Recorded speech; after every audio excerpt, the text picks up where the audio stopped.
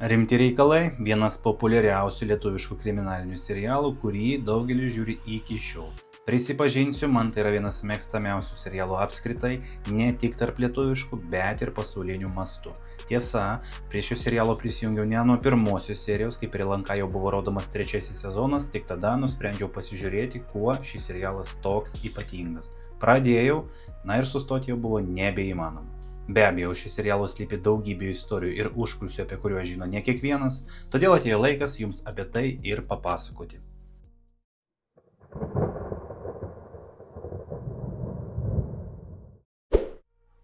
Rimti reikalai sukūrė tas pats scenaristas, kuris parašė Pasmerktus. Taip, tas pats Edvinas Kalėda, vienas žinomiausių Lietuvos kriminalinių serialų kūrėjų, būtent jis sukūrė tokius hitus kaip Nemylimi, Svetimi ir Pasmerkti, bei ilgus metus rašė Moteris meluoja geriau scenarijus.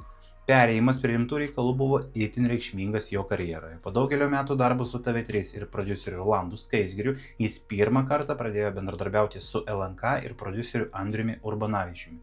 Apsispręsti nebuvo lengva, buvo sunku atsisveikinti su serialais Pasmerkti ir Moteris meluoja geriau, tačiau Edvinas Kalėda prisipažino, kad tokio pasiūlymo laukia net 11 metų. Taip pat jis yra pasakojęs, kad kurdamas rimtus reikalus pirmą kartą turėjo daug didesnį įtaką aktorių atrankai.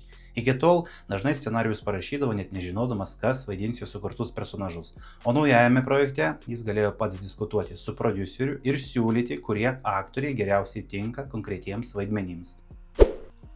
Marius Repšys ilgai vengė vaidmenų televizijos serialuose. Marius Repšys realiai kūnės Dovi yra pasakojęs, kad ilgą laiką atsisakydavo visų pasiūlymų filmuotis televizijos serialuose. Pasak aktoriaus, serialo filmavimai reikalauja labai daug laiko ir įsipareigojimo, todėl jis dažniausiai rinkdavosi vaidmenis kine ir teatre. Tačiau gavęs pasiūlymą prisijungti prie rimtų reikalų, Marius nusprendė padaryti išimtį. Jį sudomino ne tik kriminalinis siužetas, bet ir galimybė dirbti su scenaristu Edvinu Kalėda, kurio sukurti serialai Nemylimi, Svetimi ir Pasmerkti jau buvo tapę vienais populiariausių Lietuvoje. Rimti reikalai tapo pirmuoju televizijos serialu jo karjeroje, nors iš pradžių tai buvo visiškai nauja patirtis, vėliau jis sakė, nė kiek nesigailėjęs priėmė šį pasiūlymą, todėl kad serialas sulaukė ne tik didžiulės sėkmės, bet ir Dovio personažas tapo vienu ryškiausių ir labiausiai atpažįstamų visoje istorijoje. Rimti reikalai nuo pat pradžių buvo kuriami kaip visiškai nauja istorija. Pirmasis rimtų reikalų sezonas prasideda nuo Hardo sugrįžimo į laisvę po 5 metų kalėjimo. Būtent nuo šios istorijos scenaristas Edvinas Kalėda pradėjo kurti visai naują kriminalinį pasaulį, kurį vėliau nuosekliai plėtė per kitus sezonus. Tačiau jis yra prisipažinęs, kad nuo pirmųjų scenarijos eilučių turėjo vieną aiškų tikslą – nesukurti dar vienų Pasmerktų. Nors seriale pasirodė ne vienas žiūrovams jau pažįstamas aktorius iš ankstesnių Kalėdos projektų, jų dalyvavimas dar nereiškia, kad tai bus kartojama ta pati istorija. Nors abu serialus parašė tas pats scenaristas, rimti reikalai sąmoningai buvo kuriami kitokie. Juose atsirado daugiau humoro, ironijos, greitesnis pasakojimo tempas, o veikėjų dialogai tapo lengvesni ir šmaikštesni. Pasak Kalėdos, tai buvo apgalvotas sprendimas, kad naujasis serialas turėtų savo išskirtinį veidą ir nebūtų lyginamas su ankstesniais jo darbais. Džiugas Siaurusaitis iš aktoriaus tapo serialo režisieriumi. Be abejonės daugelis Džiugą Siaurusaitį pažįsta būtent kaip aktorių, pirmosiuose sezonuose jis taip pat vaidino seriale, tačiau jo personažo istorija vėliau baigėsi mirtimi. Vis dėlto pasitraukęs iš ekrano jis projekto nepaliko, priešingai ėmėsi dar svarbesnio vaidmens ir tapo vienu pagrindinių serialo režisierių. Pats Džiugas yra prisipažinęs, kad pradėdamas režisuoti manė, jog šis darbas bus gerokai paprastesnis, tačiau vėliau iš naujo peržiūrėjęs pirmojo sezono seriją suprato, kiek daug tada dar trūko patirties ir kiek sprendimų šiandien priimtų visiškai kitaip. Nepaisant to, bėgant metams jis tapo vienu svarbiausių rimtų reikalų kūrybinės komandos žmonių, iš pradžių seriale pasirodęs kaip aktorius, vėliau buvo atsakingas už režisavimą naujų sezonų, už vizualinio stiliaus formavimą ir kaip serialo istorija atrodė jau už kameros. Viena sunkiausių scenų valandų valandas kaboti surištam ore. Vienoje įsimintiniausių rimtų reikalų scenų aktoriui Jozefui Baliukevičiui teko filmuoti surištam virvėmis ir pakabintam ore apleistame pastate. Nors jo personažas per visą serialą buvo ne kartą mušamas, šaudomas, skandinamas ir net kankinamas elektra, pats aktorius pripažino, kad būtent ši scena tapo vienas sunkiausių jo karjeroje kuriant rimtus reikalus. Perskaitęs scenarijų, aktorius iš pradžių net sunerimo, nes suprato, kad didžiąją filmavimo dienos filmas dalį teks praleisti kabant ore.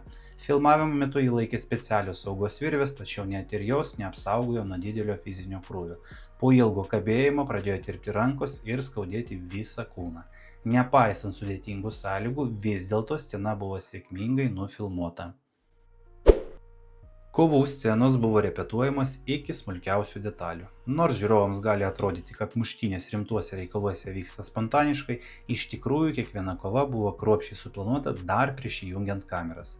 Seriale vaidinęs karate čempionas ir kaskadininkas Darius Petrikauskas pasakojo, kad kartu su kolega Justinu Barkumi prieš kiekvieną kovinę sceną ilgai repetuodavo, skaičiuodavo kiekvieną judesį ir derindavo smulkiausias detalės tam, kad viskas atrodytų kuo tikroviškiau bei kartu būtų ir saugu. Pasak Petrikausko, tikroviška kovos scena priklauso ne nuo smūgių stiprumo, o nuo pasiruošimų. Kadangi abu aktoriai buvo draugai ir vienas kitą pažinojo daugiau nei 10 metų, jie greitai suprasdavo vienas kitą, nejautė įtampos ir galėjo susitelkti į tai, kad kiekviena scena ekrane atrodytų kuo įtikinamiau. Justinas Barkus yra pasakojęs, kad antrajame sezone kovinių scenų buvo gerokai daugiau nei pirmajame, todėl pasiruošimui teko skirti taip pat daugiau laiko ir pastangų. Šram automobilis buvo tikras, vėliau jį buvo galima net nusipirkti. Vienas įsimintiniausių rimtų reikalų atributų buvo Šramo Range Rover visureigis. Daugelis manė ir aš taipogi, kad tai yra filmavimams skirtas rekvizitas, tačiau iš tikrųjų tai buvo tikras automobilis specialiai paruoštas serialui. Jį perdažė tvirta Raptor danga ir pritaikė filmavimams. Po kelių sezonų jo neišardė ir nepaliko studijoje, priešingai automobilis toliau buvo naudojamas kasdien. 2024 metais jis buvo parduodamas kaip originalus Šram automobilis iš rimtų reikalų, o serialo kūrėjai net pasidalijo skelbimu socialiniuose tinkluose.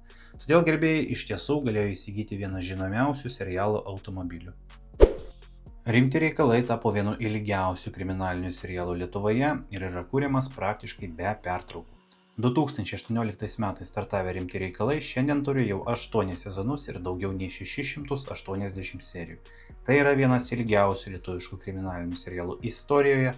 Palyginimui kultiniai Pasmerkti per 4 sezonus sulaukė 277 serijų, o Gaujų karai visos dalys kartu sudėjus turi vos 97 serijas. Tokį įspūdingą tempą pavyko išlaikyti tik todėl, kad kūrybinė komanda beveik niekada nestabdė darbų. Režisierius Džiugas Siaurusaitis yra pasakojęs, kad vos pasibaigus vieno sezono filmavimams, iš karto prasidėdavo pasiruošimas kitam. Buvo ieškomos naujos filmavimo vietos, planuojamos istorijos ir sudaromi filmavimo grafikai. Dėl to Rimti reikalai praktiškai kasmet sugrįždavo į televizijos ekranus ir tapo ilgiausiai be didesnių pertraukų kuriamų lietuviškų kriminalinių serialų. Šiam kartui tiek. Jeigu sužinojote ką nors naujo, nepamirškite pamėgti šio vaizdo įrašo bei prenumeruoti kanalą. Ačiū, kad žiūrėjote.